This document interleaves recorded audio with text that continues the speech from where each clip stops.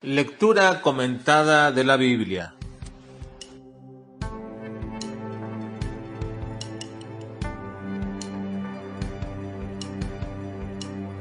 Números capítulo 25 al capítulo 27.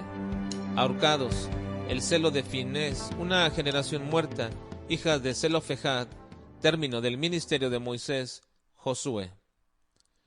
Después del consejo de Balaam que había dado a Balac, nos dice la escritura que el pueblo comenzó a fornicar con las hijas de Moab. En este relato, las mujeres y su pueblo son algunas veces descritas como madianitas y algunas veces como moabitas.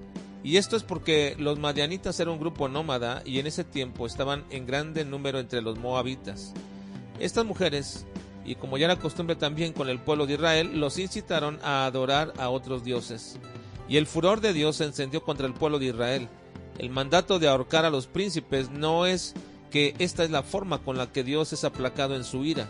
El juicio de Dios sobre este pecado requería que los líderes, quienes también habían caído en este pecado, fueran juzgados públicamente.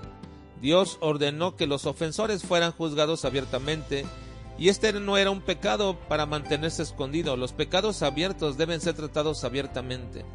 La sentencia, como en otros tantos casos, era la muerte, y la decadencia temprana de un pueblo apartado por Dios para la santidad empezaba a manifestarse. Moisés no aceptaría la decadencia. Él ordenó a la comunidad que trajeran a los ofensores para ser juzgados, para mostrar que ellos no aceptarían ese tipo de pecado en medio del pueblo. Bajo estas circunstancias se manifiesta la flagrancia de los hechos en el caso de un hombre israelita que a la vista de todos trajo a una madianita, y Finés, el hijo de Eleazar, se levantó en medio de la congregación y mostró un celo por el mandato de Dios y la prohibición de pecar de esta manera. Él trajo el juicio de Dios al atravesar a la israelita y a la madianita con una lanza, aparentemente mientras ellos estaban en medio de la inmoralidad. Hay quienes creen que lo estaban haciendo enfrente del tabernáculo, y de ahí el celo de Eleazar. Esta manifestación de manera expedita de la pena por el pecado de parte de Eleazar puso un alto necesario, y la mortandad terminó con 24,000 muertos. Dios entonces le promete que su casa y sus generaciones serán siempre sacerdotes.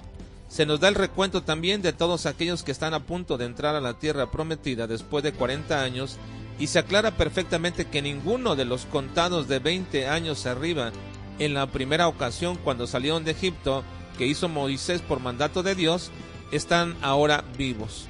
Todos ellos han muerto, y una nueva generación va a entrar a la tierra prometida. Excepto no murieron Josué y Caleb, que pertenecían a la generación anterior, porque ellos obedecieron a Dios y Dios les prometió entrar a la tierra prometida. Este conteo en uno de los jefes de las casas principales presenta una problemática.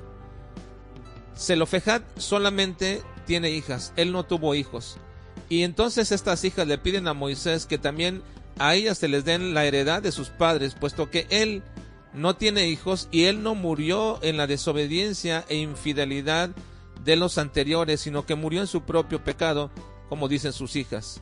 Entonces Dios da regulaciones para esta situación respecto a cómo deben ser repartidas las heredades, y si no hay hijos o familiares dentro del núcleo cercano, lo cual será con el propósito siempre de mantener la heredad o la tierra dentro de la familia.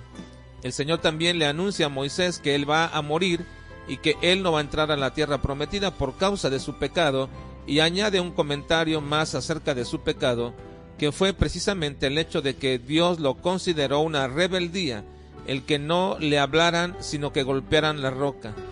Moisés pide a Dios que le dé al pueblo un nuevo líder, lo cual Dios ya tenía previsto en la persona de Josué, pero ahora será investido con la autoridad de Moisés, y como veremos más adelante en nuestra lectura, será el encargado de meterlos a la tierra prometida y repartirla.